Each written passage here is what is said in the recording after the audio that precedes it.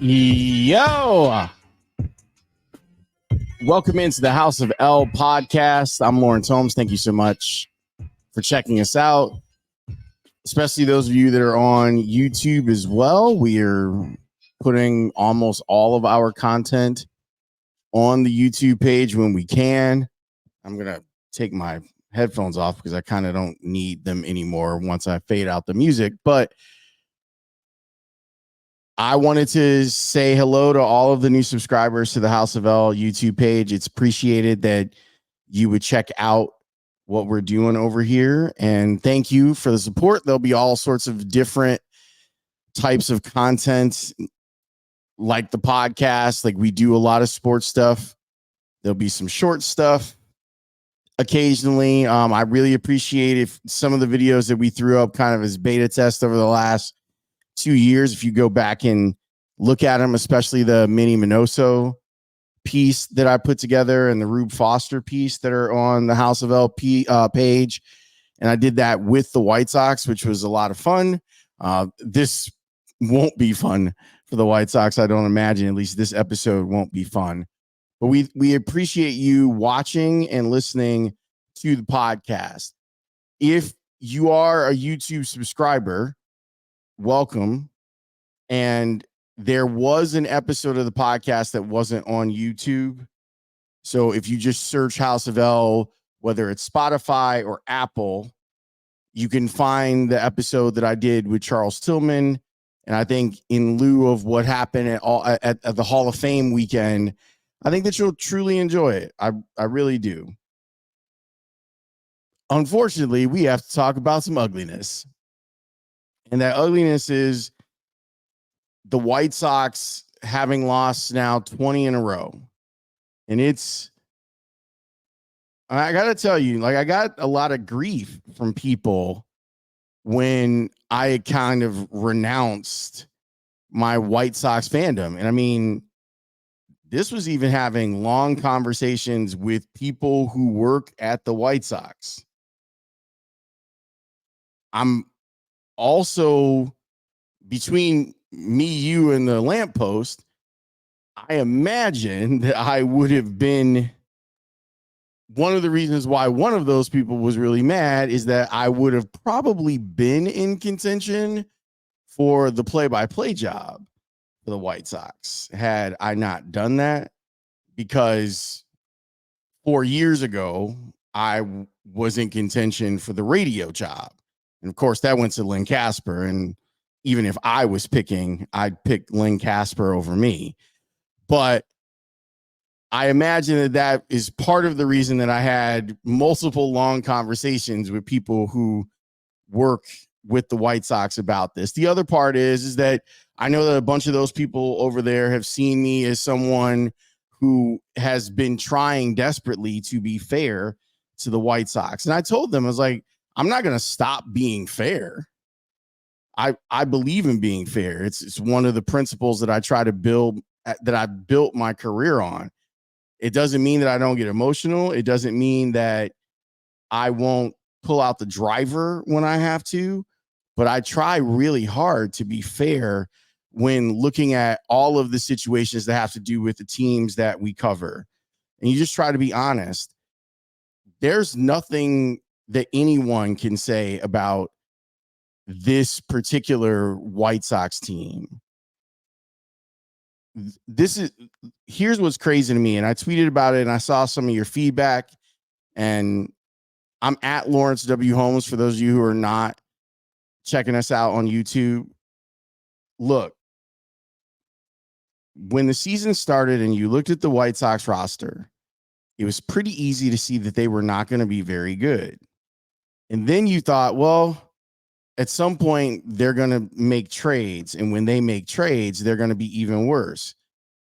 This is one of those things where I remember talking to fans at the Sox Machine.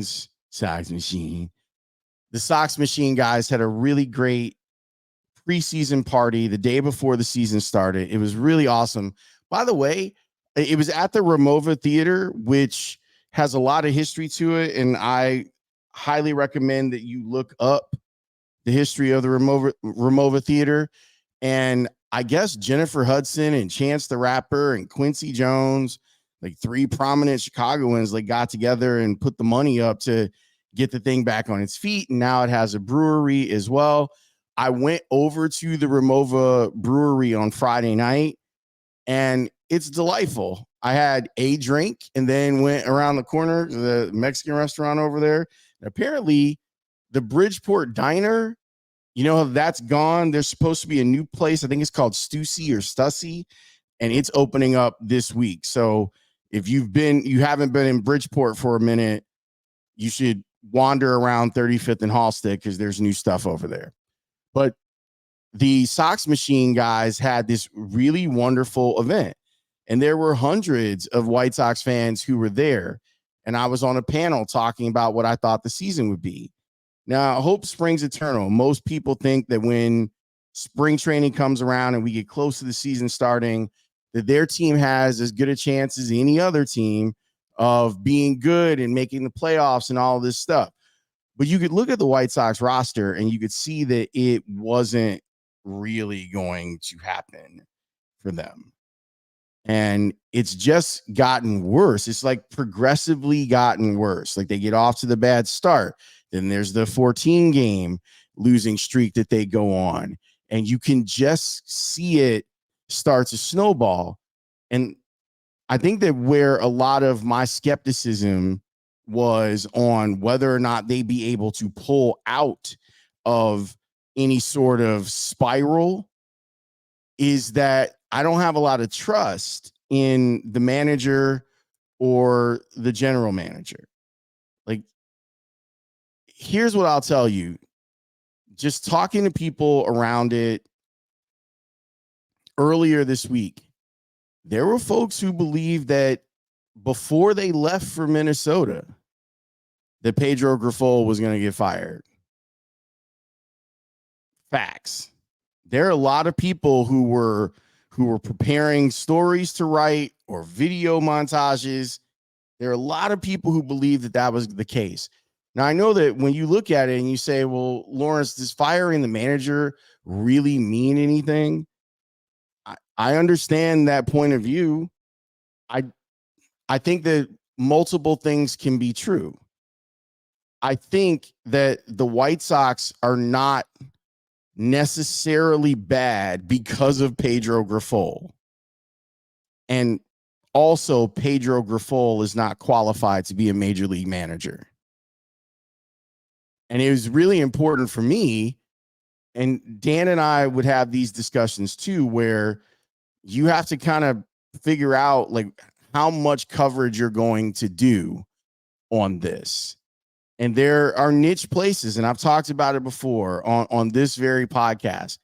There are places where if you want specific White Sox coverage, you can get it. And I've talked about, you know, the CHGO guys like really do great stuff. Sox Machine guys, obviously, the Future Sox guys, and myriad of bloggers, the 108 guys. Like there's a ton of people who are covering it. I've always felt like the White Sox as a brand have struggled with getting a foothold into taking up space inside of Chicago sports fans' mind. And when I was a young producer at the Score, I do remember the wars of the White Sox, for lack of a better term, measuring column inches in the Sun-Times and the Tribune back then, or trying to treat the Score as if it were a network and this was a presidential situation, or political. I shouldn't say presidential, but political, where there's the concept of equal time. And they always felt like they deserved equal time with the Cubs. And the argument for that, I don't know if it's very good when you can't prove that you have an equal amount of people who are interested. And it's gone back and forth. And, you know, I really like a lot of people who work at the White Sox for the last, even now, like even, and honestly, like I'm one of the people, I actually like Rick and Kenny, both individually. I like them both. Um, it's, but the way things have gone, it's, when I talk to everyone on the show about White Sox content, I'll be real with you. Like our bosses came to us a couple weeks ago and were like, unless it's something phenomenal, like the Brian Bannister interview, which we did, they were like, it's not rating. So even if you think, oh, well, Laurence and Dan want the White Sox to lose so they could rail against the White Sox for ratings, you've tuned out. Like we have gone far beyond that being something that will allow for there to be more people who are listening or watching or reading, which makes you kind of go, hey, so why are you doing this podcast? Round numbers are sexy. People like talking about round numbers, and seeing this streak get to 20 games has been amazing. Like you would think that just by variance or luck or their due or whatever fallacy that you want to throw at this team being bad, that they would find themselves a win. And the truth is that they're just not competitive. And I mean that all the way around. I don't think that they have a very competitive roster. I don't think that they have a very competitive manager. And I don't think that they have a very competitive GM. I've made up my mind, like everyone else has, when it comes to Grifol. With Chris Getz, I'm skeptical, but I'm willing to see. He needs to kind of, Grifol had a body of work, right? So Getz has a body of work, but not in the job that he has, which is part of the problem because it skews things. We know that he played a huge role in the players that the White Sox have available. So you judge him on being part of the problem, but now he's the guy in charge. How is he going to go ahead and try to work through it? And then I get frustrated because I don't feel like his trade deadline activity was very strong. And it kind of puts me back in the position of, I didn't like the hire in the first place, and there hasn't been anything that has told me that I should give some sort of dispensation or grace to him as the general manager of the White Sox. There's nothing that says that. And so they're stuck. And they're going to be stuck for a long time. I wish that I could give every White Sox fan a little bit of hope. But this is why I pulled the parachute, man. Like I pulled the cord on it because I don't think that things are going to change until there's an ownership change in whatever form that takes. You know, I don't see how, because let's say that you believe that the White Sox can do this with development. I would tell you to show me your work, but okay, if they can do it with development, it's going to take a really long time. And even if that is your course of action, the route that you take to try to get better, there still needs to be a financial component where you're adding people to your developmental aspect of things. Like there, you still have to spend money. And what we've seen the White Sox do is occasionally they're spending money, and mostly they've been spending it in the wrong places. You look at their two biggest deals that they've put together, and it's two guys that are not very good. It didn't make sense for them to do it. Yasmani Grandal, and I remember all the people making arguments of, well, he's going to frame pitches. And I'm like, he also struggles to just catch the ball. But I'm not here to relitigate them signing Yasmani Grandal. The Andrew Benintendi thing is just as bad. Who pays for a corner outfielder who usually a left fielder can't, like, he's the least best defensive guy in the outfield, but he can't catch or throw, and he's not hitting 40 home runs a year. Like, that's one of those things where you go, you can make the argument for Adam Dunn playing left field for a team, because Adam Dunn is going to hit 35 home runs and he's going to get on base 34% of the time. You can't make that argument for Andrew Benintendi. So they can't spin their way. They're not going to spin their way out of all of this. Like, that's the part that sucks, is that if you felt like you had, like, Steve Cohen, the owner of the Mets, he might crash and burn as an owner, but it won't be because he didn't keep trying to invest into the team. And the investment issue for the White Sox is really complicated, because it doesn't feel like they want to invest in what ends up being on the field. That there are other things that they want to invest in, and I understand that. I think Jerry Reinsdorf has proven to be a really good at handling and dancing with politicians to kind of get what he wants. And the situation with the Bulls and the United Center, I actually think is a really good plan. Part of the reason that I think is a good plan is that, at least initially, that's private money. And that's a neighborhood that already exists. And we should probably, to not to get too political, but we should probably, instead of inventing new neighborhoods, we should probably do a better job of investing in the neighborhoods that we already have, where people are already at. And you don't need to disrupt the rest of the city by creating something new, when there are plenty of opportunities to make things better for folks that are already there. But to get back to, like, on the field White Sox stuff, they just don't seem that interested in making the team better. I've heard a bunch of different theories on this. Some of it is that maybe Jerry doesn't want to do this, because why would he invest in it when he knows he's not going to own the team much longer? That the White Sox, if Jerry steps down, if he leaves ownership, that they're just going to sell. Like, it's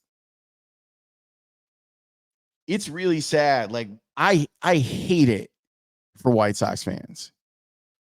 I hate this position that you've been put in. Honestly, I think that some of the discourse about the White Sox has been people lashing out at the wrong thing. And at the beginning of the year, it was lashing out at people who were telling you the White Sox were going to be bad, even though you knew in your heart that the White Sox were going to be bad. And it's continued. Like, there is clearly a right answer on who to be mad at in this situation with the White Sox. It's clear. And they're stuck. Like, they're absolutely stuck. And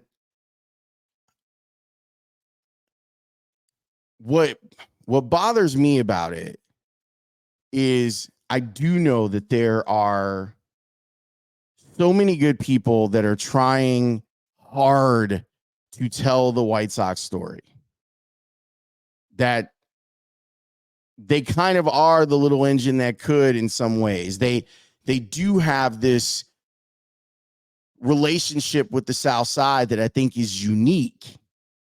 And I think they need to do a better job of telling it. But I will say that some of my frustration too is the telling of that story is often wrapped in fantasy. It's wrapped in if you don't like it, then you can go to hell. Or we're going to tell you that everything's great and it's not.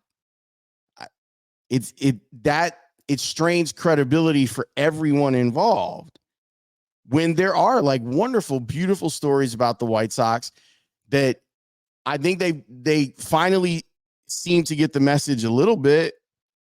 I'm really happy. Like, we made a bunch of requests. We pretty much request someone from the White Sox like every week. And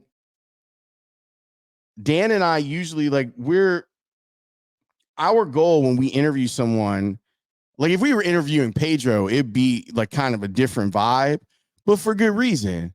But if they would have put Michael Kopech on, for example, like, we're not going to beat Michael Kopech up. We're going to talk to him. And we've had, I think, 2 great White Sox interviews this year. The Eric Fetty interview I thought was phenomenal. The Brian Bannister one was unbelievable. He was so great. Like, and if you were looking for like little places of joy or faith in the White Sox to get better, those are those moments where you go, oh, that could be a thing. Brian Bannister, like the replies that we got from people on the text line during the interview was just people being like, why isn't that guy in charge? Or that guy doesn't sound like he works for the White Sox. And that should be scary for the White Sox, that people have that image of them as an organization. When I was down in Dallas for SEC Media Days, I saw something that I think is probably like my dream job. And just so you know, like, White Sox play-by-play guy, like, I actually have that in my contract that I can leave the score to go do that. But I'm actually happy that I didn't get the job. Like, I was frustrated when I got the phone call like the night before, and they were like, we're going to hire Lynn. And I was like, I get it. And then they hire Lynn, and I'm like, that's great. And then it's turned into 4 years. Like, I would be miserable. I would be straight up miserable if I had that job. But anyway, while I was in Dallas, I found this job title that I'm like, that should be my job. There's an associate athletic director at Missouri who's in charge of strategic comms and storytelling. And I looked up his bio because I was going, oh, I'll probably run into some people. You want to meet people while you're at something like this. And his bio is basically my bio, but in St. Louis. Guy went to Mizzou. He was a journalist. He teaches at the journalism school. And I'm sitting there going, man, I should do that job for DePaul. And at some point, I'll probably pitch them on that idea. Or I should do that job at Alabama. Or someone should do that job at the White Sox. Like, it's about what your messaging is. And I get that most of it doesn't matter if the team is crap, but you can still present the best possible thing. And that doesn't mean lying to people. That doesn't mean you're snowing folks and acting like things are okay. Like, it's all right to say that things aren't okay. And you can do that professionally too.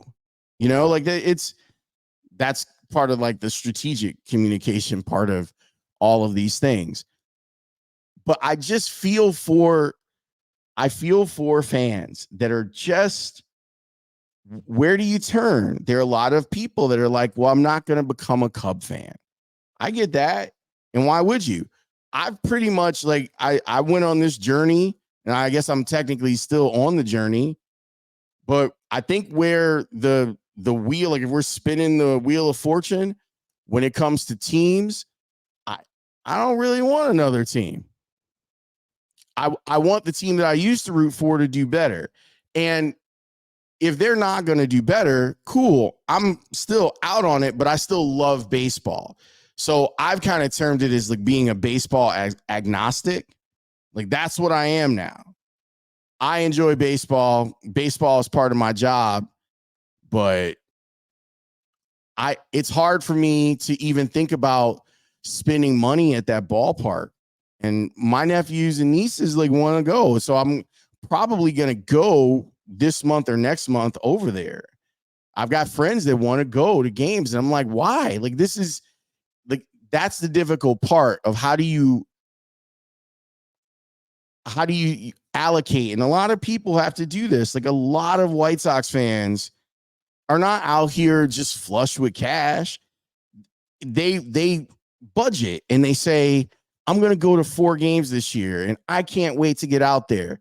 And I can't wait to be in the tailgate or smell the onions when I walk on the concourse or go to the beer cave or just get together with other White Sox fans. And then you look and you go, man, like I'm glad that most people like got the message on how bad this team was early on, and they kind of went on with their lives and they went on with their summers. But to be let down and know that there isn't a lot of hope, it'd be one thing if this was the olden days where a team could lose their way to a top 5 pick. And that's not even the case anymore for the White Sox, at least for this season. Like they're going to be outside the top 10. And all of it just feels like an incredible waste. It really does. It's sad. And it's going to get sadder. Like be ready for that. When you're talking about historic stuff, when people are looking in on you almost as like a freak show, because that's how they're viewing this season for the White Sox is how many games in a row can they lose? Rubs hands like Birdman. How bad will it get? Will they be the 62 Mets? Are they the worst team ever assembled? And no one wants to wear that. And I know that White Sox fans feel like they don't deserve to wear that. And they're right. That's not where the franchise should be, considering that 2 years ago, you had a guy who won a batting title. You had another guy who hit 300. The things were still pointed like sideways. And now it's just a desert. A really, really sad desert. And I feel for you. I truly do. I feel for you. But I also am not big on lying to you. And I can't see a path where this gets better anytime soon. And all of us have to think about it from the standpoint of how many summers, how many days do you want to waste waiting on your team to do something that they should do inherently? No White Sox fan is asking the White Sox to go and win the World Series every single year. Although it'd be nice to be the Dodgers and know that you're going to compete every year. All you want is a little bit of joy, to be outside with your friends, to know that your team at least has some sort of chance. And you look, and the White Sox are 60 games under 500. At the time of this recording, it is August 4th, and they are 60 games under 500. That shit is almost impossible to do in a full season. And there's still 8 weeks to go.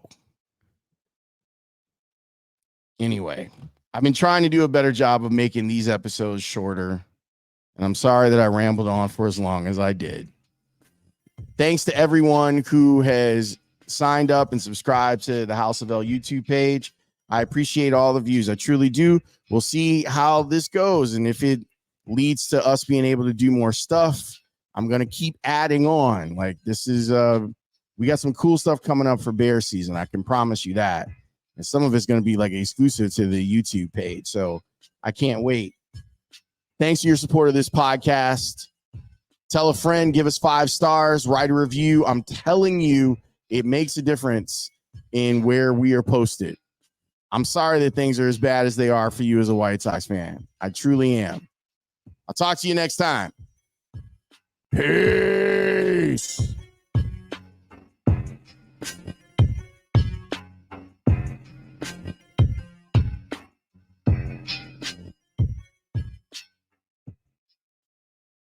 Bye, y'all.